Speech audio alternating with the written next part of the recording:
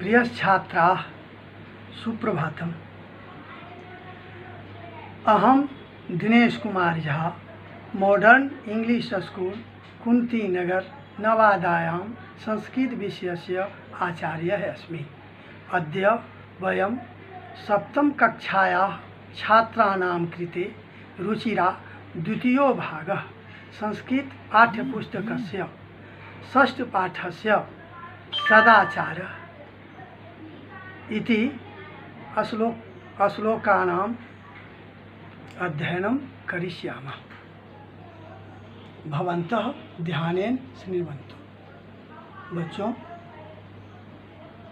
आज हम लोग सप्तम कक्षा के छात्रों के लिए रुचिरा भाग 2 के पाठ षष्ठ के सदाचार नामक शीर्षक पाठ का हम लोग अध्ययन करेंगे। ध्यान से सुनेंगे। हम लोग सबसे पहले इस श्लोक का वाचन करेंगे। आप लोग ध्यान से सुने। आलस्यम ही मनुष्याणां शरीरस्थो महान् रिपुः नास्त्युद्यम समो बन्धुः कृत्वायं नावसीदति स्वः कार्यं मद्य कुर्वीत पूर्वाहने चापराहनिकं न हि प्रतीक्षते मृत्यु कृतमस्य न वा कृतम् सत्यं ब्रूयात् प्रियं ब्रूयात् न ब्रूयात् सत्यं प्रियं प्रियं च नानृतं ब्रूयात् एष धर्मः सनातनः। सर्वदा व्यवहारे स्यात् औदार्यं सत्यता तथा ऋजुता मृदुता चापि कौटिल्यं न कदाचन। श्रेष्ठं जनं गुरुं चापि मातरं पितरं तथा मनसा कर्मणा वाचा सेवेत सततं सदा। मित्रेण कलहं कृत्वा न कदापि सुखी जनः इति ज्ञात्वा प्रयासेन तदेव परिवर्जयेत्। बच्चों, अब हम लोग अभी इस पाठ का वाचन किए। अब हम लोग पुनः इन सभी श्लोकों का भावार्थ सहित अध्ययन करेंगे। ध्यान से सुनेंगे। पहला श्लोक में क्या कहा गया है कि मनुष्य के शरीर में सबसे बड़ा शत्रु कौन है, यानी आलस्य है। उसी पर चर्चा की गई है। ध्यान से सुनेंगे। आलस्यं हि मनुष्याणां शरीरस्थो महारिपुः नास्ति उद्यम समो बन्धुः कृत्वायं नावसीदति। कहा गया है कि मनुष्य के शरीर में रहने वाला आलस्य मनुष्य का सबसे बड़ा शत्रु है। और कहा गया इस संसार में उद्यम यानी परिश्रम से बढ़कर के कोई भी बंधु नहीं है, जिसे अपनाकर लोग कभी दुखी नहीं होते हैं। हम लोग भी आलस्य को त्यागें और उद्यम को अपनाएं। अब देखिए दूसरा श्लोक में क्या कहा जा रहा है। स्वः कार्यमद्य कुर्वीत पूर्वाह्ने चापराह्निकं नहि प्रतीक्षते मृत्यु कृतमस्य न वा कृतम। बच्चों ध्यान से सुनेंगे। स्व मतलब होता है आने वाला कल, ध्यान से सुनेंगे। पूर्वाह्न मतलब होता है दोपहर यानी 12 बजे से पहले का समय, और अपराह्न का मतलब क्या होता है 12 बजे के बाद का समय कहा गया है। ध्यान से सुनेंगे।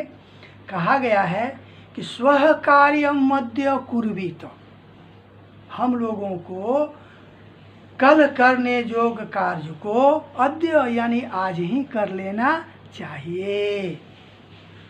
पूर्वाह्ने च अपराह्निकम, कहते हैं जो दोपहर के बाद में करने जो कार्य हैं उसे हम लोग पूर्वाह्न में ही कर लें, यही उचित है। क्योंकि नहीं प्रतीक्षते मृत्यु, मृत्यु किसी की प्रतीक्षा नहीं करती है। आपने कार्य को किया है अथवा नहीं किया है, इसकी चिंता मृत्यु नहीं करती है। वह आएगी और सीधे आपके प्राण को लेकर के चली जाएगी। इसलिए हम लोग अपने सोचे हुए कार्य को पूरा करने की कोशिश करें।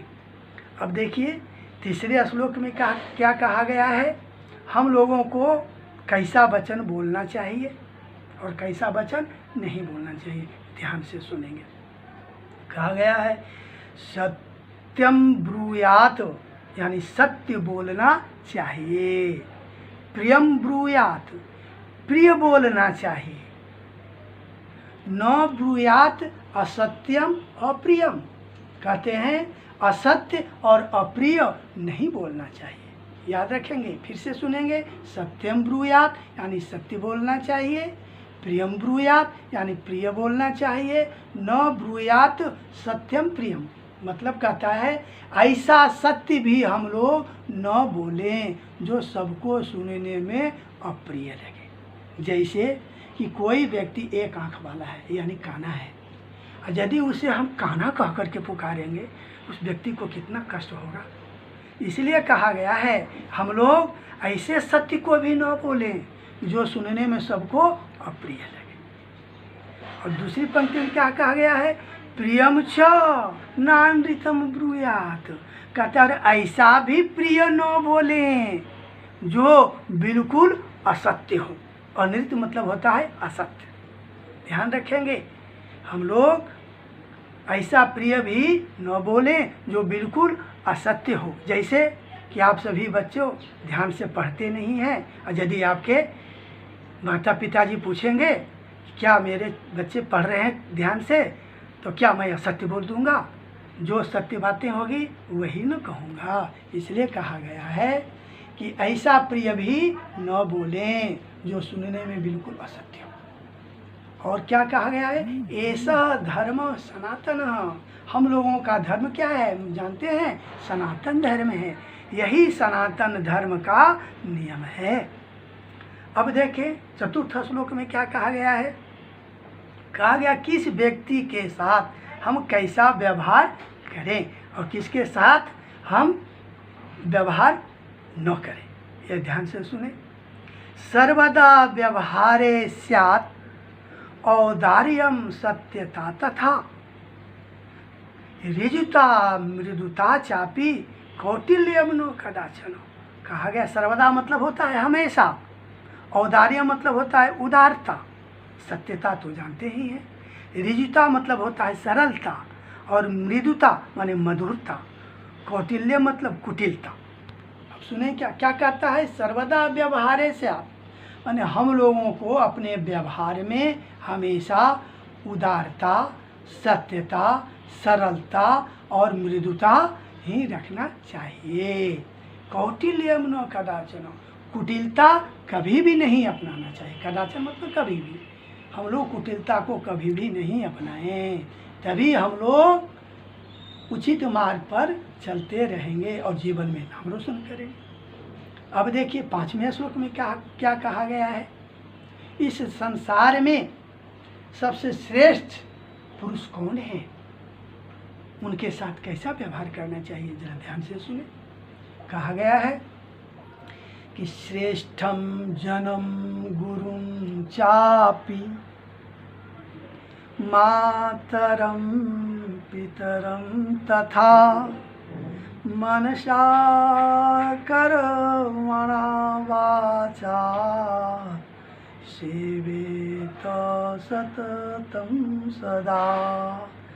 कहते हैं श्रेष्ठ जन माने महान लोग, गुरु और माता पिता, कितने बताए गए हैं?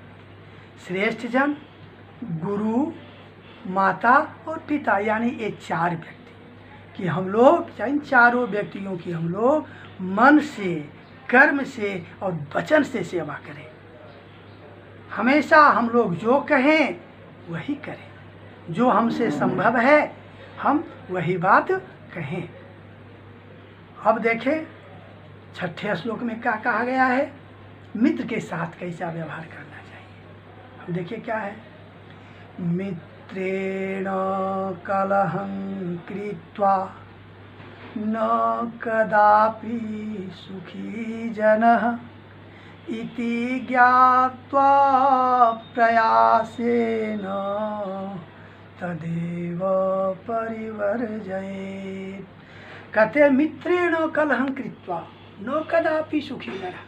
कहता है कोई भी व्यक्ति अपने मित्र के साथ झगड़ा करके, कलह करके कभी सुखी नहीं रहा है। इति ज्ञात्वा प्रयासेन, ऐसा जान करके हम लोग प्रयास करके उसे त्याग दें और मित्र के साथ अच्छा बर्ताव करें। आज भी हम लोग जानते हैं कृष्ण और सुदामा की मित्रता कैसी है, जगत प्रसिद्ध है। हम लोग भी अपनी मित्रता को यथा कायम बना करके रखें। बच्चों, आप लोगों ने इस पाठ के श्लोकों को भी सुना, इसके भावार्थ को भी सुना। आप लोग इसे याद करेंगे और इस वीडियो को ध्यान से सुनेंगे, अर्थ को ग्रहण करेंगे। और जो बच्चे सब्सक्राइब नहीं किए हैं वे इस वीडियो को सब्सक्राइब जरूर कर देंगे, इसे लाइक भी करेंगे। और जो बच्चे सब्सक्राइब कर दिए हैं वो सब्सक्राइब नहीं करेंगे। धन्यवाद।